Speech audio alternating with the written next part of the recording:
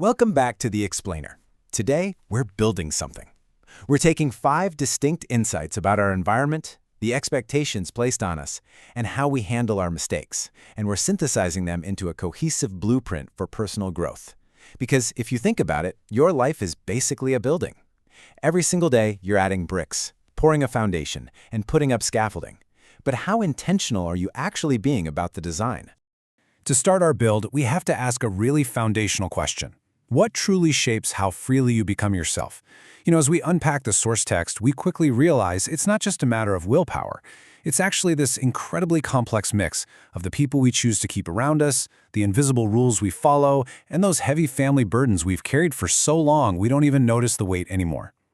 Part 1. Reclaiming your inner child. Our source highlights a brilliant quote here about how anyone with artistic ambitions is basically just trying to reconnect with how they saw things as a kid. And to be clear, this absolutely isn't about acting immaturely. It's about the vital need to recover our raw sense of wonder. Think back to when you were a kid. You looked at the world and you just noticed things, right? You didn't instantly judge if what you were doing was useful or profitable or good enough for someone else's standards. Reconnecting with that childlike view means actively stripping away the harsh, critical judgments that adulthood basically trains into every single one of us. What we're really trying to reclaim here is openness, curiosity, imagination, play, and emotional honesty. We're trying to get back to that instinctive way of seeing things before the relentless pressure of the real world took over. At its core, creativity is really just an attempt to return to this exact state. It's shutting off that inner critic that constantly demands everything you produce immediately prove its worth. Part 2. Curating your social environment. Choose your circle. It sounds like a cliché, but you could have immense, world-changing talent and still remain entirely unseen and unconfident simply because you're surrounded by a group of people who dismiss you, misunderstand you, or actively belittle you. The people around us fundamentally influence what we believe is even possible for our own lives. Now, a healthy circle doesn't just offer an echo chamber of blind praise. Instead, it provides real encouragement, honest feedback, actual opportunities, and the room to grow. But our source text adds a very necessary reality check here. A good environment cannot do all the work for you. Curating this circle is vital, absolutely, but it's equally crucial to learn to trust your own judgment even before you find that perfect crowd to support you. You kind of have to be your own first believer. And this dynamic absolutely extends to romantic relationships, where we find this striking distinction. Love says, I want to be part of your life, while control says, your life should become smaller so I feel secure. A supportive partner celebrates your autonomy. They want to join your rich, full life. On the flip side, a controlling partner requires you to restrict your identity. They want you to shrink your friendships, abandon your hobbies, and limit your ambitions just to keep things comfortable for them. True love never treats your independence as a betrayal. Part 3. Carrying invisible family burdens. There's a funny but pointed quote here. But are you the first daughter, granddaughter, and niece? Oh, okay.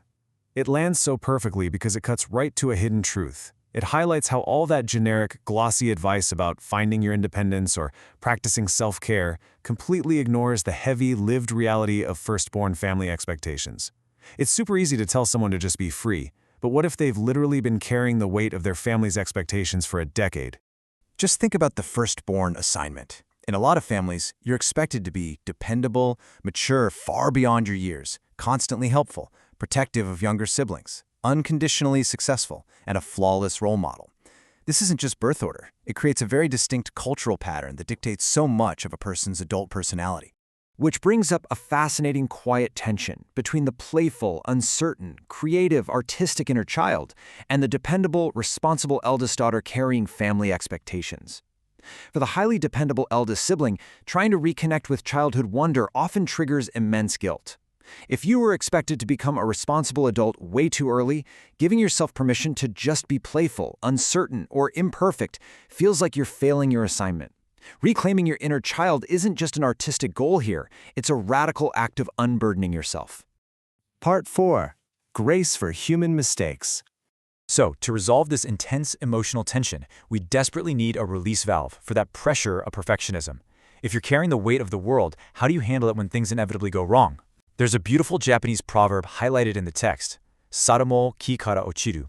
Even monkeys fall from trees. It's such a vivid image. Monkeys are the ultimate experts at climbing, yet they still slip. It reminds us that competence absolutely does not mean perfection, and that even the most highly skilled individuals make errors. Competence just doesn't equal perfection. A good cook ruins a dish. An experienced artist makes weak work. A highly knowledgeable person makes a poor decision. Making a mistake is just evidence that you're human. It is absolutely not a verdict on who you are, and it's certainly not proof that all of your ability has suddenly disappeared overnight. You have to allow yourself to stumble. Part 5. A small philosophy of growth. Here is your ultimate blueprint for growth. Step 1. Protect your individuality. Step 2. Choose nourishing relationships. Step 3. Honor your responsibilities without being consumed. And Step 4. Keep creating even when you stumble.